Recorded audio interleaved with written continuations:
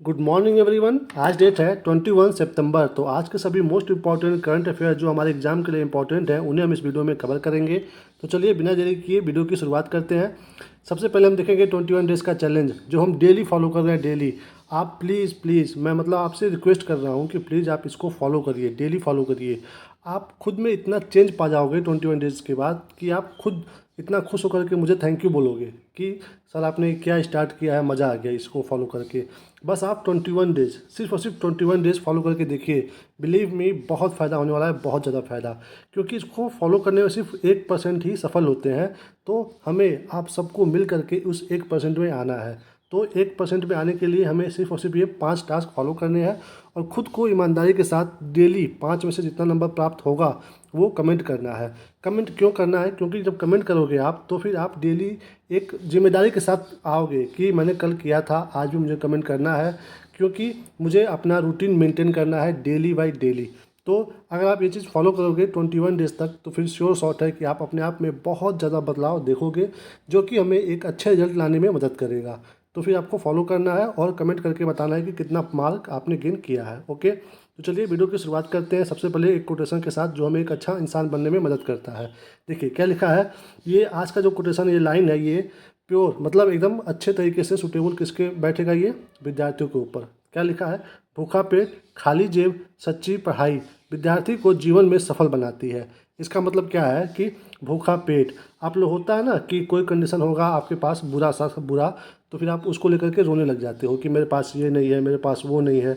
तो देखो यहाँ पे क्या कह रहा है कि भूखा पेट यानी कि ये कमी बता रहा है कि अगर आपके अंदर कोई भी चीज़ की कमी रहेगी तो फिर आप उसको पूरा करने के लिए आप जब मेहनत करने लगते हो तो फिर आप 100 गुना नहीं, 200 गुना, 300 गुना अपना प्रयास लगाते हो। तो भूखा पेट होना आपका एक कमजोरी नहीं है, ये आपका एक स्ट्रेंथ पॉइंट बन सकता है अगर आप उसको अच्छे से यूज करो तो। कि मेरा पेट भूखा है, अब मुझे ऐसा मेहनत करना है, ऐसा अपने अंदर से वो एनर्जी लेकर के आना है कि मैं अपने लाइफ में सफल हो सकूं और जो मेरा आज भूखा पेट है वो कभी भी भूखा ना रहे। तो ये आपको एक मोटिवेशन देगा, तो इसलिए इसको लेकर के कभी रोना नहीं है। ओके, आगे देखिए। खाली जेब, आप अगर स्टूडेंट हो तो आपके पास जाहिर सी बात है कि ज़्यादा पैसे नहीं होते होंगे।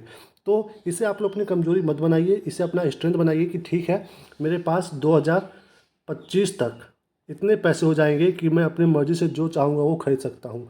ये मोटिवेशन होता है जब आपके पास खाली जेब होता है। तो ये आप अपना मोटिवेशन बनाइए, इसको कमजोरी मत बनने दीजिए। और सच्ची पढ़ाई, सच्ची पढ़ाई मतलब क्या? देखिए आप किताब खोल करके बैठे हो और मोबाइल लगे चलाने, और किताब खोल के बैठे हो और आपके दिमाग में कुछ और चल रहा है कि हाँ ठीक है मैं उससे मिलूँगा, मैं ऐसा करूँगा, वो करूँगा। मतलब देखिए आप बैठे कहीं और हो, दिमाग कहीं और है, मतलब शरीर कहीं और है और मन कहीं और है। तो ये होता है मतलब सच्ची पढ़ाई के अपोजिट, यानी कि बस दिखावे की पढ़ाई। तो आपको क्या करना है? सच्ची पढ़ाई करना है। यानी कि जब आप टेबल चेयर पे बैठ जा रहे हो तो फिर आप पूरा 100% अपनी पढ़ाई पे ही, मतलब मन से और अपने तन से, शरीर से और दिमाग से बिल्कुल पढ़ाई पे ही फोकस रखना है। तो ये सब चीज़ें जब आपके दिमाग में या फिर आपके पास आपके लाइफ में रहेंगी तो फिर विद्यार्थी का अगर जीवन है तो वो सफल बनाएगा आपको। ये चीज़ें सारा आपको एक सफल इंसान, एक सफल विद्यार्थी बनाने में मदद करेगा। तो अपने किसी भी कंडीशन में, किसी भी स्थिति पे रोना नहीं है, उसको एंजॉय करते हुए उसको और अच्छा बनाने की कोशिश करना है और प्रेजेंट टाइम में खुश रहना है। तो ये चीज़ क्या बनाएगा? आपको सफल बनाएगा, ध्यान देना है। ओके, आगे बढ़िए, देखते हैं इंपॉर्टेंट क्वेश्चन क्या है आज का मोस्ट इंपॉर्टेंट करंट अफेयर। देखिए पहला क्या है। अस्थायी निवासी आगमन की संख्या कम करने के लिए किस देश ने अंतर्राष्ट्रीय विद्यार्थियों की संख्या घटाने की घोषणा की है? मतलब कि वो कौन सा ऐसा देश है जो अब अपने देश में बाहरी विद्यार्थियों को आने पे जो संख्या है उस पर रोक लगा रहा है। तो वो कौन सा देश है ये आपको बताना है। सामने आपके ऑप्शन है, तो सही उत्तर क्या है इसमें से? सी, कनाडा। कनाडा अब ऐसा प्रावधान करेगा कि वो जो भी अंतर्राष्ट्रीय विद्यार्थी उनके वहाँ आते हैं उनकी संख्या को घटाएगा। ओके, देखिए कनाडा, कनाडा के बारे में हम अपने जब ज्योग्राफी का हमने, देखिए आपको पता होगा कि हमारे चैनल पे डेली ज्योग्राफी और हिस्ट्री का वीडियो अपलोड होता रहता है। तो उसमें हमने ज्योग्राफी का जब पढ़ाया है उत्तरी अमेरिका महाद्वीप, तो उसमें हमने कनाडा के बारे में बहुत ही डिटेल से देखा है। क्यों? क्योंकि ये जो कनाडा देश है ये उत्तरी अमेरिका में पड़ता है। वहाँ पे यूएसए के जस्ट ऊपर ये कनाडा पाया जाता है। तो हमने वहाँ पे देखिए कनाडा के बारे में यहाँ पे लिख करके बताता हूँ कि हमने क्या क्या वहाँ पे पढ़ा है। देख लीजिए शॉर्ट में जल्दी से। कनाडा के बारे में हमने पढ़ा था वहाँ पे कि ये विश्व में, कनाडा जो देश है ये, इसकी जो तटीय रेखा है, तटीय रेखा, ये विश्व में ऐसा पहला देश है जिसका तटीय रेखा सबसे लंबा है। तो अगर आपके एग्जाम में आ जाए कि किस देश की तटीय रेखा सबसे लंबी है, तो वो है कनाडा। ये हमने देखा है यहाँ पे एक है मॉन्ट्रियल कागज उद्योग। तो अगर आपके एग्जाम में आ जाए कि कनाडा का मॉन्ट्रियल एरिया किस चीज़ के लिए फेमस है, तो वो है कागज़ उद्योग के लिए फेमस है। हमने यहाँ पे पढ़ा है कनाडा में क्या प्राप्त होता है, यूरेनियम प्राप्त होता है। यूरेनियम यहाँ पे प्राप्त होता है और यहाँ पे इसका निर्यात भी बहुत ज़्यादा होता है, यानी कि उत्पादन और निर्यात दोनों मतलब ज़्यादा संख्या में होता है कनाडा में। तो ये दूसरे नंबर पे है। पहले नंबर पे हमने पढ़ा था वहाँ पे क्या था, कजाकिस्तान है यूरेनियम में सबसे पहले नंबर पे, और दूसरे पे क्या है, कनाडा है। ये हमने वहाँ पे पढ़ा था। हमने कनाडा के बारे में एक और चीज़ पढ़ा था, वहाँ का एक खान, कौन सा खान, सुलिवान खान, किस चीज़ के लिए फेमस था, सीसा और जस्ता के लिए। हमने ये भी पढ़ा था वहाँ पे। और हमने एक और पार्क के बारे में वहाँ पे पढ़ा था जो हमारे एग्ज़ाम में बार बार आते हैं। ये दोस्तों ये सारे वो प्रश्न हैं जो हमारे एग्ज़ाम में बार बार आते हैं। वुड वुफेला नेशनल पार्क कहाँ पे है ये भी दोस्तों कनाडा में ही है। और ऐसे और भी प्रश्न हमने आगे पढ़े हैं इसमें कनाडा के, जो हमने टॉपिक कवर किए हैं ज्योग्राफी में, उत्तरी अमेरिका महाद्वीप में। इससे और भी आगे आपको अगर कोई प्रश्न जानना हो तो आप हमारे चैनल पे जाइए, वहाँ पे लुसेंट का ज्योग्राफी एक सीरीज़ बना हुआ है, उसमें आप सारे वीडियो अपलोड है, आप आराम से जा करके देख सकते हैं और अपने तैयारी को और शार्प बना सकते हैं। ओके, तो ये हो गया पहला क्वेश्चन। अब देखते हैं दूसरा क्वेश्चन क्या है। यहाँ पे 4 दिवसीय mega event world food India 2024 कहाँ शुरू हुआ है, कौन सा, वर्ल्ड फूड इंडिया 2024। तो ये आपको बताना है कहाँ पे शुरू हुआ है। तो ये हुआ है शुरू दोस्तों बी, नई दिल्ली में शुरू हुआ है वर्ल्ड फूड इंडिया 2024 का। एग्जाम में आ सकता है तो ध्यान रखना है, नई दिल्ली। चलते हैं अगले प्रश्न पे। अगला क्या है, मोस्ट इम्पॉर्टेंट। देखिए, भारत कब तक भारतीय अंतरिक्ष स्टेशन स्थापित करेगा, यानी कि अंतरिक्ष स्टेशन भारत के द्वारा किस सन तक स्थापित किया जाएगा, ये आपको बताना है। सामने आपके ऑप्शन है, तो सही उत्तर क्या है इसमें से, सी, 2028 तक लक्ष्य है भारत का अंतरिक्ष स्टेशन स्थापित करने का। देखिए, एक कार्यक्रम है हमारे देश में, गगनयान कार्यक्रम। तो इसी कार्यक्रम के तहत यहाँ पे स्थापित किया जाएगा भारतीय अंतरिक्ष स्टेशन, जिसको हम लोग बोलते हैं BAS। तो BAS भारतीय अंतरिक्ष स्टेशन जो स्थापित किया जाएगा वो गगनयान कार्यक्रम के तहत स्थापित किया जाएगा। तो ये आपको पता होना चाहिए। आगे बढ़िए, 2028 याद रखना है, मोस्ट इम्पॉर्टेंट, एग्जाम में बिल्कुल आने की संभावना ज़्यादा है ऐसे प्रश्न का। अगला क्या है, स्वच्छता ही सेवा 2024 अभियान का विषय क्या है। देखिए, सामने आपके ऑप्शन है, बताना है आपको स्वच्छता ही सेवा 2024 जो होगा उसका विषय क्या है।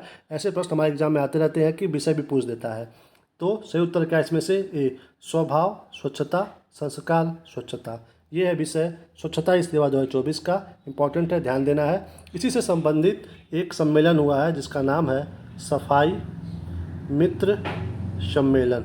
तो ये अगर आपके एग्जाम में पूछे कि सफाई मित्र सम्मेलन 2024 कहाँ पे आयोजित हुआ था, तो ये हुआ था मध्य प्रदेश में, MP में। अभी हाल ही में आयोजन इसका हुआ है, तो ध्यान देना है। आगे बढ़िए, हाल ही में जफर हसन किस देश के नए प्रधानमंत्री बने हैं, क्या नाम है, जफर हसन। तो बताना ये किस देश के नए प्रधानमंत्री बनाए गए हैं। तो सामने आपके ऑप्शन है, तो सही उत्तर क्या है, बी, जॉर्डन के बनाए गए हैं, जॉर्डन। देखिए, जॉर्डन के राजा हैं, उनका नाम है अब्दुल्ला सेकेंड। तो इनके द्वारा इनका अपॉइंटमेंट किया गया है, तो ध्यान रखना है। और इनसे कहा गया है कि जो इनके देश के पास में जो फ़िलिस्तीन है उसका समर्थन करना है। तो ये इनका काम रहेगा, जफर हसन जी का, फ़िलिस्तीन की सहायता करना, जो कि जॉर्डन के नए प्रधानमंत्री बनाए गए हैं। इंपॉर्टेंट है। ऐसे भी जो हमारे एग्ज़ाम के आसपास में नई नियुक्ति हुई रहती है, या तो प्रधानमंत्री की हो चाहे राष्ट्रपति की हो, तो वो हमारे एग्जाम के लिए इंपॉर्टेंट होते हैं। तो ध्यान देना है यहाँ पे। कहाँ के हैं, जॉर्डन के हैं।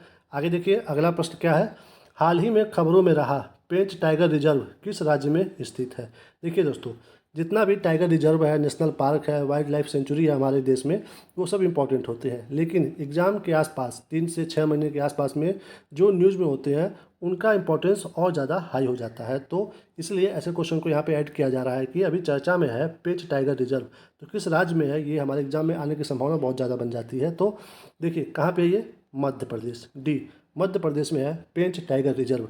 तो ये न्यूज़ में क्यों है, यहाँ पे चित्तीदार जो हिरन है, जिनको हम लोग बोलते हैं चीतल, इनकी संख्या बढ़ती जा रही है।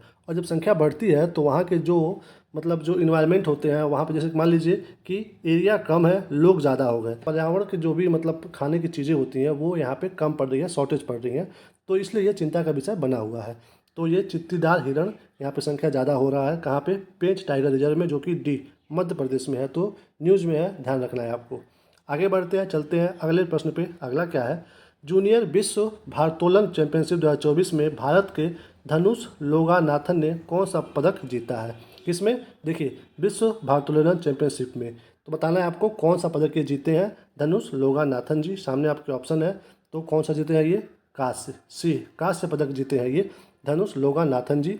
देखिए, ऐसे क्वेश्चन जो होते हैं ना हमारे एग्जाम में इंपॉर्टेंट हो जाते हैं। एक तो ये पूछ देगा कि कौन सा पदक जीते हैं, और ये पूछ देता है कि किस गेम से संबंधित है। तो देखिए, ये किससे संबंध है इनका? धनुष लोगानाथन जी का। ये है भारोत्तोलन से संबंध है इनका, धनुष लोगानाथन जी जो जीते हैं कांस्य पदक। किसमें जीते हैं ये? विश्व भारोत्तोलन चैंपियनशिप 2024 में। ये कहाँ पे आयोजन हुआ था इसका? इसका आयोजन हुआ था लियोन, स्पेन में। तो यहाँ पे जीते हैं ये कांस्य पदक, इंपॉर्टेंट है। इन्होंने 55 केजी की जो स्पर्धा थी उसमें ये जीते हैं। और ये जो प्रतियोगिता चल रही है विश्व भारोत्तोलन चैंपियनशिप 2024, इसमें हमारे देश से टोटल 9 खिलाड़ी भाग लेने पहुँचे हैं, जिसमें से 3 जो है वो मेल हैं और 6 फीमेल खिलाड़ी हैं। तो इम्पॉर्टेंट है, ये जो प्रतियोगिता है ये अंडर 21 की प्रतियोगिता है, जो कि लियोन स्पेन में चल रही है, जहाँ पे धनुष लोगानाथन जी ने कांस्य पदक जीता है। तो भारोत्तोलन से इनका संबंध है, आपको ध्यान रखना है। ओके, चलिए चलते हैं अगले प्रश्न पे। अगला क्या है, miss India world wide 2024 title किसने जीता है? देखिए, मिस इंडिया की बात हो रही है, लेकिन वर्ल्ड वाइड मतलब कि अगर भारत के कोई भी लोग जो बाहर विदेशों में रह रहे हैं, बाहर रहते हुए भी अगर वो मिस इंडिया का पार्टिसिपेट कर रहे हैं तो उनको भी इसमें मतलब शामिल किया जाता है। तो पूछ रहा है कि miss India world wide 2024 title किसने जीता है, आपको बताना है। तो सामने आपके ऑप्शन है, तो किसने जीता है ये? ए ध्रुवी पटेल जी। ध्रुवी पटेल जी ये कहाँ की हैं? यूएसए की हैं, भारतीय मूल की छात्रा हैं। ये यूएसए में रहती हैं बट भारतीय मूल की है। भारतीय मूल क्या कहलाता है? इसका मतलब ये होता है कि इनके माता या पिता में से कोई एक भारतीय रहा है, तो ऐसे लोगों को हम लोग बोलते हैं भारतीय मूल के। कहाँ के रहने वाली हैं ये? प्रेजेंट टाइम में यूएसए में रहती हैं। तो ये जीती हैं मिस इंडिया वर्ल्ड वाइड, ध्रुवी पटेल जी 2024 का। तो ये नाम इंपॉर्टेंट है, किसी न किसी एग्जाम में ये दिखने वाला है, तो ध्यान रखना है, ध्रुवी पटेल। आगे बढ़िए, चलते हैं अगले प्रश्न पे। अगला क्या है, अगला प्रश्न आ रहा है उत्तर प्रदेश से कि उत्तर प्रदेश सरकार ने राज्य में कितनी हाईटेक नर्सरी स्थापित करने की घोषणा की है? नर्सरी स्थापित कितनी होगी यूपी में, ये आपको बताना है। तो सामने आपके ऑप्शन है, तो कितने स्थापित होंगे? सही उत्तर क्या है? सी 73 नर्सरी स्थापित किया जाएगा यूपी में। देखिए, यूपी में टोटल 75 जिले हैं। कितने? 75, जिसमें से 73 में ये स्थापना किया जाएगा। तो ऐसे दो कौन से ज़िले हैं जहाँ पे इसकी स्थापना नहीं होगी? तो वो 2 ज़िले हैं। पहला तो है गौतम बुद्ध नगर यानी कि नोएडा, और दूसरा है गाज़ियाबाद। तो ये भी आपको पता होना चाहिए कि गौतम बुद्ध यानी कि नोएडा और गाज़ियाबाद को छोड़ करके 73 ज़िले जो हैं यूपी के, वहाँ पे ये हाईटेक नर्सरी स्थापित की जाएगी। कितनी? टोटल 73। इसका मतलब उद्देश्य क्या है? ये नर्सरी जो हाईटेक इसको वहाँ पे स्थापित किया जाएगा उसका, देखिए, जो फल होंगे व जो सब्जियां होंगी उनकी पैदावार यहाँ पे बढ़ाई जाएगी। साथ ही साथ पैदावार बढ़ाने के साथ साथ ज़्यादा फोकस ये भी होगा कि इनकी जो गुणवत्ता होती है, क्वालिटी, वो भी इम्प्रूव किया जाएगा। तो कितने ज़िलों में ये हो रहा है दोस्तों? ध्यान रखना है कि 73 ज़िलों में, जो कि टोटल 75 है, जिसमें से 2 में नहीं हो रहा है, गौतम बुद्ध नगर यानी कि नोएडा और गाज़ियाबाद में। इंपॉर्टेंट है 73। आगे बढ़िए, चलते हैं अगले प्रश्न पे। अगला क्या है, राष्ट्रमंडल खेल 2026 का आयोजन कहाँ किया जाएगा? देखिए, डिसाइड हो गया है कि राष्ट्रमंडल खेल जो 2026 का है वो कहाँ पे होगा, तो ये आपको बताना है। सामने आपके ऑप्शन है। देखिए, जो चल रहा होता है जो भी खेल, वो भी हमारे एग्जाम के लिए इंपॉर्टेंट होता है, और आने वाले 1-2 साल में जो आयोजन होने वाला होता है वो भी हमारे एग्जाम के लिए इंपॉर्टेंट होता है। तो राष्ट्रमंडल खेल 2026 का आयोजन कहाँ होगा, ये हमारे एग्जाम के लिए इंपॉर्टेंट है। तो कहाँ पे होगा ये होगा सी ग्लासगो में। कहाँ पे होगा? ग्लासगो में। ग्लासगो कहाँ पे है? ये है स्कॉटलैंड में। कहाँ पे है? स्कॉटलैंड में। देखिए, ग्लासगो में 10 साल बाद 2026 में इसका आयोजन होगा, यानी कि इससे पहले कब हुआ था? 2016 में हुआ था। तो 2016 में हुआ था, अब 2026 में होगा। लेकिन आपको यहाँ पे एक चीज़ ध्यान देना है कि राष्ट्रमंडल खेल 2026 का आयोजन यहाँ पे डिसाइड नहीं था। पहले इसका मतलब जो आयोजन होने वाला था वो होने वाला था कहाँ पे? ऑस्ट्रेलिया में। ऑस्ट्रेलिया में होने वाला था, लेकिन किसी वजह से ऑस्ट्रेलिया ने मना कर दिया है कि अभी हम उस हालत में नहीं है कि ये आयोजन कर पाएँ हम, तो फिर चेंज होकर के स्कॉटलैंड में आयोजन किया जाएगा राष्ट्रमंडल खेल 2026 का। तो इसलिए ये न्यूज़ में है, तो आपको ध्यान रखना है कि कहाँ पे होगा, स्कॉटलैंड में, ग्लासगो में। मोस्ट इंपॉर्टेंट है, ध्यान रखना है। आगे बढ़ते हैं, चलते हैं अगले प्रश्न पे। अगला क्या है? अगला है दोस्तों, प्रधानमंत्री जनजाति उन्नत ग्राम अभियान योजना के लिए कितने करोड़ रुपए आवंटित किए गए हैं? किस योजना की बात हो रही है? जनजाति उन्नत ग्राम अभियान योजना। तो बताना है कि कितने करोड़ रुपए आवंटित किए गए हैं इस योजना के लिए। सामने आपके ऑप्शन है, तो सही उत्तर क्या है इसमें से? डी, 79,156 करोड़। कितना? 79,156 करोड़। तो देखिए, इतना पैसे खर्च होंगे किसमें? जनजाति उन्नत ग्राम अभियान में। तो इतने में से कितना राज्य देगा और कितना सेंटर देगा, ये आपको पता होना चाहिए। ये सेंटर और यहाँ पे स्टेट। देखिए, 79,156 करोड़ में से 56,333 करोड़ रुपए देगा सेंटर, और इसमें से आप माइनस करोगे तो आएगा 22,823 करोड़ रुपए, इतना देगा राज्य। ये दोनों मिल करके कितने, देखिए यहाँ पे देखिए कितने गाँवों को कवर करेंगे? 63,000 गाँव जो है इसमें कवर किए जाएंगे, और इसके द्वारा टोटल 5 करोड़ से, मतलब 5 करोड़ से प्लस ही, मतलब जो आदिवासी लोग हैं उनको लाभ होगा इससे। 5 करोड़ प्लस आदिवासी लोगों को लाभ होगा इस योजना से, जनजाति उन्नत ग्राम अभियान योजना से। तो ध्यान रखना है, टोटल कितना बजट है? 79,156 करोड़, जिसमें से 56,333 करोड़ सेंटर देगा और 22,823 करोड़ कौन देगा? राज्य देगा। तो ध्यान रखना है, किसी तरह से भी यहाँ से प्रश्न आ सकता है, तो हमको टैकल करना है। ओके, इसी के साथ इस वीडियो को यहाँ पे समाप्त करते हैं। ये वीडियो आपको अगर थोड़ा सा भी पसंद आया हो, थोड़ा सा भी, तो प्लीज़ अपना प्यार दिखाइए, लाइक करिए, शेयर करिए, और अगर चैनल पे नए हो तो प्लीज़ चैनल को सब्सक्राइब भी कर दीजिए। और जैसा भी आपका रिव्यू हो देखने के बाद, प्लीज़ कमेंट किया करिए, हम पढ़ेंगे। आप जब कमेंट करते हो तो हमें बहुत अच्छा लगता है, बहुत अच्छा लगता है। मतलब ऐसा फील होता है कि हाँ, हम कुछ कर रहे हैं। ओके, तो फिर आप कमेंट करिएगा जो भी आपको फील हो देखने के बाद, जैसा भी। अपना ख्याल रखिए, मुस्कुराते रहिए। मिलेंगे हम आपको अगली वीडियो में, तब तक के लिए जय हिंद, जय भारत, जय माता दी।